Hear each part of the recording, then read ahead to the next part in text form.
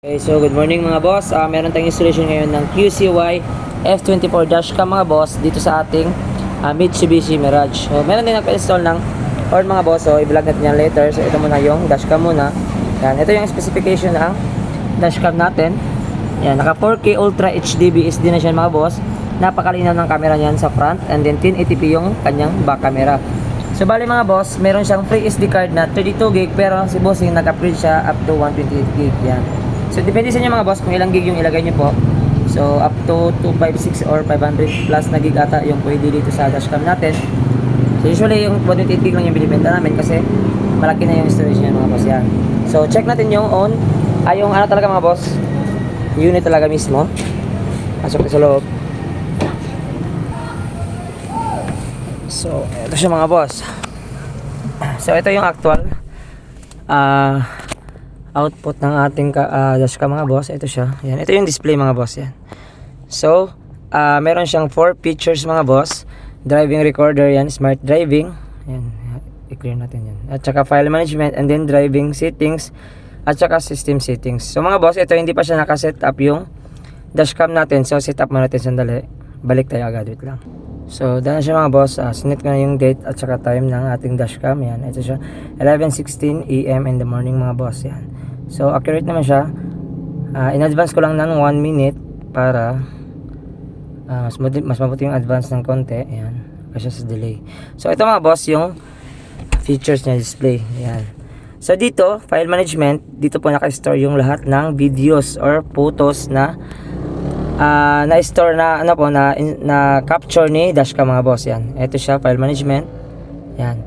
Si dashcam natin mga boss is automatically nagde-delete na siya ng files mga boss. Kahit hindi niya pa i-delete yung files mismo dito, no need to worry po kasi automatic na siya nagde-delete. And then pwede niya po i-delete din manually. Ito siya.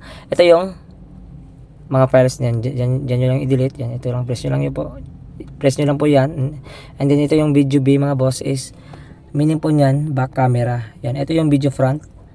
Ayan siya. And then video lock. Dito nyo po i-lock yung mga videos na napaka-important yung video nyo po na na-capture kapag mayroong incident na nangyari. And then, ito yung mga photos mga boss yan. So wala pa yung laman kasi kaka-install lang. And then ito yung camera mismo yan mga boss. Ito yung dual mode siya, naka-front at saka naka-back camera mga boss. So ito yung back camera yan.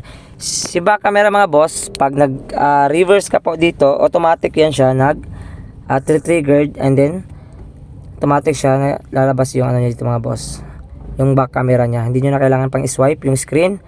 And then next tayo, yan, ito yung front camera. So yung adjustment ng camera natin mga boss, hindi na kailangan pumunta actual mismo sa camera. Dito na sa screen mga boss, pwede nyo pong i-adjust na mismo dito.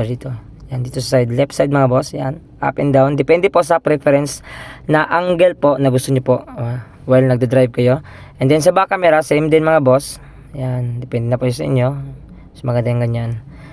So, yun na mga boss. For more inquiry or information, just visit our shop mga boss. Andres Auto Accessories. Yan, ito siya. Ito yung office namin mga boss. Yan. Ito yung logo, yan, nakalagay. Andres Auto Accessories, Pagadian branch ng mga boss. And then ito yung landmark namin. Shell Station mga boss, Banale Shell Station or Purok Bahala daw, Pagadian City. Yan mga boss is highway yan siya papuntang Rotonda or papuntang IBT mga boss. And then ito is papuntang Zamboanga City. Yan. Ito yung aming shop mga boss sa labas. Yan. Ito yung logo. Napakalaki. Yan. Visible yan mga boss. So, madali lang siyang hanapin. Yan mga boss is